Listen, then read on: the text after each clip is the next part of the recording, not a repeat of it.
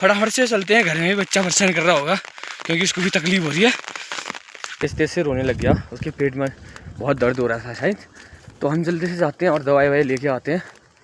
क्योंकि जहाँ पे रोते इंसान देखते हैं ना काफ़ी बुरा लगता है, तो मुझे वो कंट्रोल नहीं हो पाता है कि रोते। उसके बाद बाहर आ गई, तब थोड़ा खून की उल्टी हुई, तो उल्टी होने के बाद उनकी डेथ हुई। 2 मिनट भी बारिश नहीं हुई है, लाइट गोल हो चुकी है। और बरसात के मौसम में तो भगवान की आत्मा को शांति प्रदान करे, और जो मेरी बड़े मम्मी है उनको इस दुख की घड़ी में सहन शक्ति, इसे बड़े करते हैं।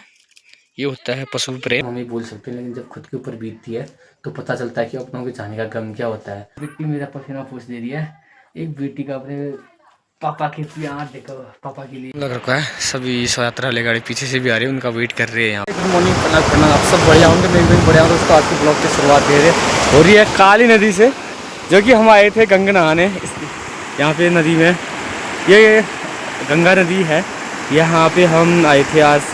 हमारे जो घर में ताऊजी हैं उनकी में शव यात्रा में आने के बाद यहाँ पे स्नान करते हैं और अपने आप को, हम अपने शरीर को यहाँ पे शुद्ध करते नहा के, क्योंकि ये गंगा नदी है। तो भगवान उनकी आत्मा को शांति प्रदान करे और उनके परिवार को ये दुख की घड़ी में सहन शक्ति दे। और ये सामने रहा नेपाल और ये काली नदी, जो दोनों देशों को अलग अलग करती है। और जो कार्यक्रम चल रहा है वो उधर चल रहा है और हम इधर आए हैं थोड़ा दूर नहाने के लिए, तो चलते हैं। अब नहाना धोना कर दिया, उन्हीं के साथ जाएंगे। दोस्तों अभी हम हैं NS9 highway Mansarovar Kailash road पे, और यहाँ पे ये काम चल रहा है, पत्थर नीचे न गिरे इसके लिए यहाँ पे जाली बिछाई जा रही है। और यह रहा 2 पार्ट, जो कि पहले हम यहाँ से पैदल जाते थे ऊपर को, और सामने नेपाल। इस रोड का कार्य रेलवेज कंपनी द्वारा किया जा रहा है। तो दोस्तों ये है 2 पार्ट।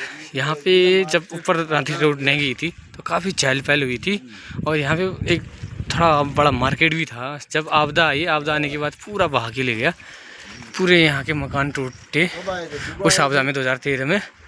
तब से यहाँ पे बहुत कम मकान बचे हुए हैं, नहीं तो एक ज़माने में यहाँ पे काफ़ी पब्लिक हुआ करती थी। यहाँ से ऊपर को जाते थे रांची की ओर, और दुकान थे, सिर्फ अब बचा है एक ही दुकान ही है। बाकी यहाँ पे सब ये दुकान तब चलते थे जब यहाँ पे हमारे रांची पे रोड नहीं गई थी। करके आए, अभी भी अंतिम प्रक्रिया अभी पूरी नहीं हुई है, इसलिए हम रोड में घूम रहे हैं अभी थोड़ा। हाँ, आजकल गाड़ियों की व्यवस्था भी होती है। पहले जो है अंतिम संस्कार करके जो भी शव यात्रा में शामिल होते थे, गाड़ी में नहीं जाते थे, यहाँ से ऊपर को पैदल जाते थे। आजकल जब अब सुविधा और डेवलपमेंट होने के बाद अब सब घर जाते टाइम गाड़ी में बैठ के जाते हैं, तो 2-3 गाड़ियों की व्यवस्था की गई है। और नीचे जो है अंतिम संस्कार कर ही रहे हैं उनके जो खास ब्रादर होते हैं, और जो उनके क्रियाक्रम वाले होते हैं वो उनके सर मुंडन करते हैं, बहरहाल निकालते हैं पूरे। तो वो वाले कार्यक्रम चल रहा है, और हम यहाँ पे नाश्ता करके आ गए, थोड़ा भूख लग गई थी।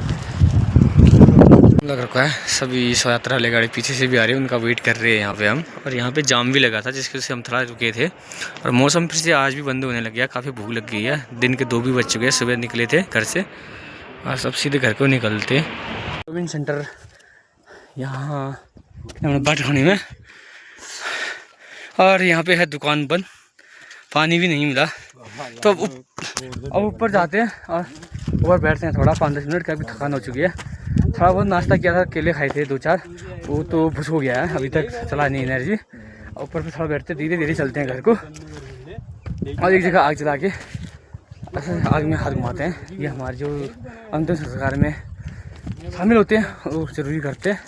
फिर आग जलाते हैं जो अंतिम संस्कार में शामिल होते हैं शव यात्रा में, वो यहाँ पे अब हम ऐसा करेंगे, पैरों को घुमाएंगे, एक तरफ से शुद्ध करना होता है इसको, शरीर को। वो प्रक्रिया यहाँ पे चलेगी। यहाँ पे आग जलाने की कोशिश कर रहे हैं, बारिश वजह से जो है घास फूस भी थोड़ा गीली है, जिसकी जल नहीं रही है।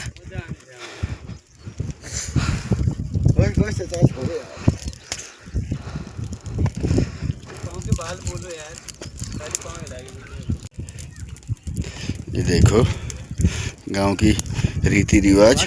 अंतिम शव यात्रा में शामिल होने के बाद सभी लोग नहा धो के नदी से आते हैं, और यहाँ पे अग्नि में अपने आप को एक हिसाब से साफ करते हैं। यहाँ पर थोड़ा बैठते हैं, काफ़ी थकान हो चुकी है, तो अब से घर को निकलते हैं, खाना ना खा के मिलते हैं। दोस्तों घर पहुँच चुके हैं, भूख से कोई हालत ख़राब हो रही है। अभी बस 4 करीबन, अभी तक भूख से आफत हो गई है। अगर मेरी बेटी मेरा पसीना पूछ दे रही है। एक बेटी का अपने पापा के प्यार देखो, पापा के लिए एक बेटी है। हाँ हो गया, पापा है मेरे लिए पति, बढ़िया ना। मैं कहीं से भी आता हूँ ना, मेरी बेटी मुझे बहुत प्यार करती है खाने के बाद। तो अब खाना ना खाते हैं ऊपर, तब मिलते हैं आपको खाना खाने के बाद ना। काफ़ी थकान हो रही है। खाना खाने के बाद बकरी के जो छोटे से बच्चे को है मैं दूध पिला रहा हूँ। ये इसकी मम्मी का दूध है जो कम होता है, इसके दो है ना, दो तो इसको नहीं हो पाता है एक को, तो इसलिए मैं इसको गाय का दूध पिला रहा हूँ ताकि ये कमज़ोर ना हो, क्योंकि जो जिसके दो होते हैं उसमें से एक कमज़ोर हो ही जाता है, तो इसी के लिए हम इसका गाय का दूध पिलाते हैं। है और ये है, तो इसको पिलाते हैं। अब उसको तो पिला दिया है, ले।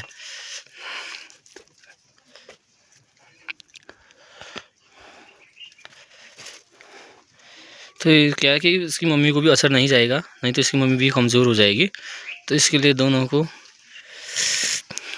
थोड़ा थोड़ा पिला देते हैं ताकि उसमें लोड ना पड़े ज़्यादा। एक दूसरे से है बस, ले इसको पिलाते हैं थोड़ा। तो काफ़ी जिद कर रही है, ये है जो पाठी, ये पाठा। अरे प्रिया बेटी खिला रही है दोनों को दूध।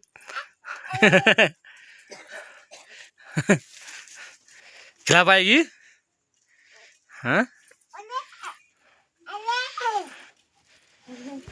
खिला खिला। हाँ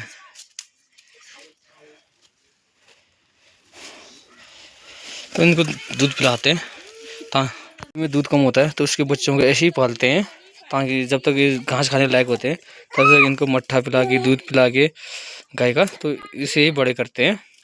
ये होता है पशु प्रेम। क्या कर रहा है रे, क्या कर रहा है?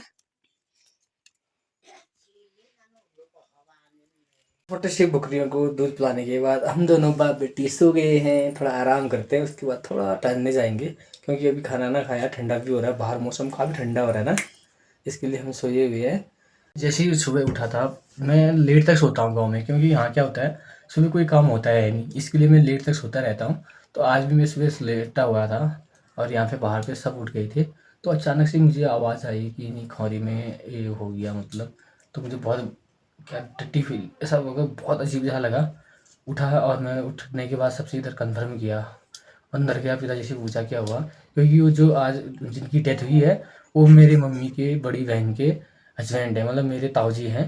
तो यार काफ़ी बुरा लगा, क्या करे इंसान, जाने का गम तो होता ही है, क्या करे, लेकिन मृत्यु एक सत्य भी है। आत्मा परमात्मा में मिल जाती है, भगवान की आत्मा को शांति प्रदान करे, और जो मेरी बड़ी मम्मी है उनको इस दुख की घड़ी में सहन शक्ति प्राप्त करे ताकि इस दुख की घड़ी से बाहर निकल सके। यार दुनिया में जाते हैं आते हैं, लेकिन जब दूसरे के होता तब हमें बोल सकते हैं, लेकिन जब खुद के ऊपर बीतती है तो पता चलता है कि अपनों के जाने का गम क्या होता है। एक बार अगर गहरी सोच से सोचते हैं ना, क्या वो इंसान हमसे दोबारा नहीं मिलेगा, तो काफ़ी दिल से बहुत बुरा लगता है। पर क्या करे, ये भी सत्य है कि जहाँ मनुष्य जन्म लेता है तो फिर मृत्यु निश्चित है। बाबा जी थे वो काफ़ी मिलनसार थे, सब लोगों से बड़े प्यार और मोहब्बत से मिलते थे। उनका सरल स्वभाव था, हर किसी से प्यार मोहब्बत से मिलते थे। क्या करेगा इंसान, जो इंसान अच्छा होता है उनकी भी ऊपर शायद भगवान जल्दी मांग करते हैं। उनकी एज ज़्यादा भी नहीं थे यार, लगभग ज़्यादा तो क्या ही बोले, मतलब 50-60 वर्ष शायद हो ही गए होंगे, 60 प्लस ही होंगे, लेकिन फिर भी उनका व्यवहार और उनका सब ऐसा लग रहा है ना, अभी भी आंखों में उनका जो चेहरा है, आंखों में ऐसा लग रहा है कि अभी भी यकीन नहीं हो रहा है कि वो अभी इस दुनिया से चले गए हैं।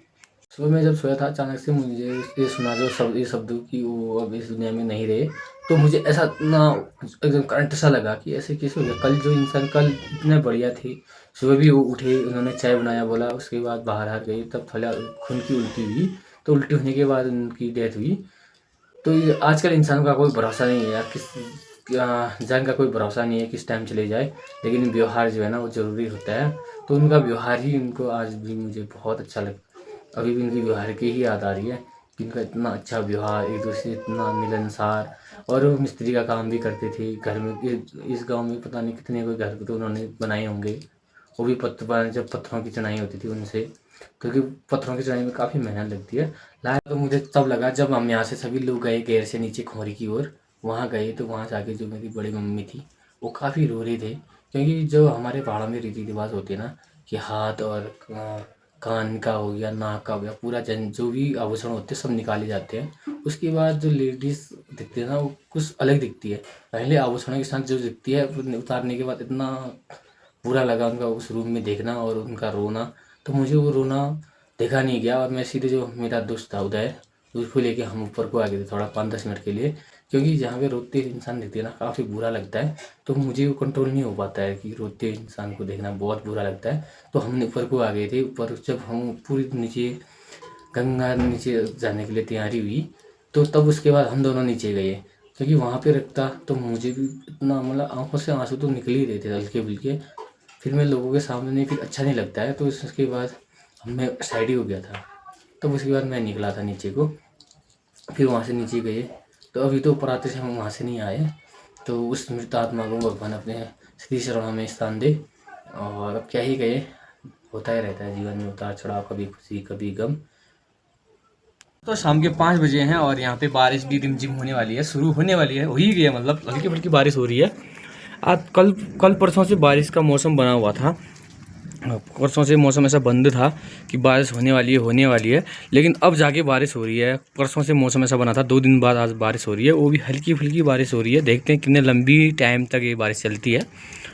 मौसम काफ़ी ठंडा हो रखा है और जो इस साइड को धारचूला साइड, गलाती साइड को मौसम साफ़ है। और यहाँ से ऊपर की ओर देखिए मानसरोवर कैलाश और नेपाल की तरफ से काफ़ी अंधेरा छाया हुआ है, बादल छाए हुए हैं, काले बादल। ऐसे में चांस ज़्यादा रहते हैं कि बारिश लंबी ही चलेगी। लेकिन अब मुझे इतना ज्ञान तो नहीं है कि एक पहले बुजुर्ग कहते थे कि इस साइड को खुला हो या बंद हो बारिश ज़्यादा होती है। पता नहीं क्या था, किस साइड को ज़्यादा बादल होने से बारिश होती है। ये तो हमारे पुराने बुजुर्ग लोग ही इन चीज़ों का पता लगा देते। और 2 बूंद तभी पानी अच्छी तरह नहीं आया है और यहाँ पे हमारे यहाँ लाइट हो चुकी है गोल। ये तो हमारा सिस्टम है, हमारा विकास इतना हो रखा है, 2 बूंद पानी ज़मीन पे नहीं पहुँचा है और लाइट हो चुकी है गोल। अब पता नहीं कितने दिन तक गोल रहेगी या अभी आएगी कोई पता नहीं है, क्योंकि हमारे यहाँ महीने में कम से कम 10 दिन तो लाइट गोल ही रहती है। हल्की फुल्की बारिश, अभी 2 मिनट भी बारिश नहीं हुई है, लाइट गोल हो चुकी है। बरसात के मौसम में तो क्या ही होगा, कोई भगवान ही जाने उनका। तो थोड़ा निकलते हैं घूमने के लिए, थोड़ा आराम भी कर ही लिया है, थोड़ा दुकान की तरफ जाते हैं बाहर नीचे। से जयदा के लड़के को जो हेमंता है उनकी थोड़ी तबीयत खराब हो रही थी, पेट में पता नहीं क्या हुआ। कल परसों धारचूला गया था। कुछ लोग यहाँ भी ऐसे भी होते हैं जो जंतर मंत्र वाले होते हैं, जिनकी वजह से पेट में काफ़ी दर्द होने लगता है। जब तक उनको दवाई नहीं मिलती है तब तक काफ़ी दर्द होता है।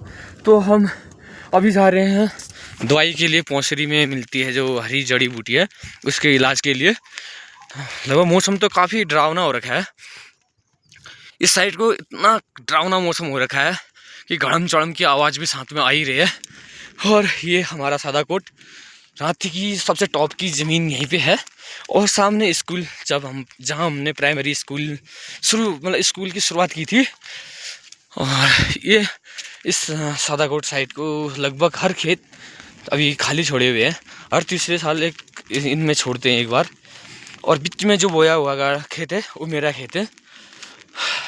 और जो दवाई लेने जाने है वो नीचे छोटा सा घर दिख रहा है यहाँ से दूर से, मतलब वही तो बड़ा घर, तो वहीं के उसी के आसपास जा रहे हैं दवाई के लिए।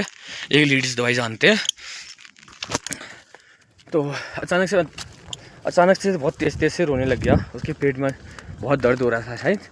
तो हम जल्दी से जाते हैं और दवाई लेके आते हैं। इतनी तेज़ हवा चलती है ना, परमानेंट यहाँ ऐसी होता है जाड़ों के मौसम में। अभी भी इतनी हवा चल रही है कि पूरे टूटने जैसा हो रहा है। यहाँ से कैसे निकले, इतनी हवा चल रही है कि हमें छतरी बंद करके जाना पड़ रहा है।